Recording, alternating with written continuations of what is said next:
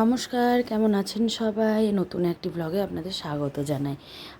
আমরা আজকে চলে গেছিলাম একটা মেলার মধ্যে। দেখুন এই মেলাটা ভীষণ পুরনো, প্রচণ্ড ঐতিহ্যমণ্ডিত, বহু প্রাচীন, খুব সুন্দর।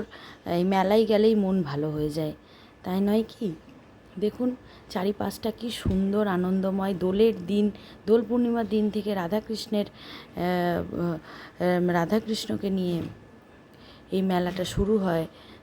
তাই জন্য এই মেলাটা দোলের মেলা নামে প্রসিদ্ধ। চারিদিকে কত রাইডিং, কত বাচ্চারা হাসি খুশি। বাচ্চারা কেন, বড়রাও মেলাতে গেলে মনটা ভালো হয়ে যায়। দেখুন কত বড় বড় নাগরদোলা এসেছে, যেগুলো ছোটোতে আমি একদমই চাপতে পারতাম না, আর আমার প্রচণ্ড ভয় লাগতো।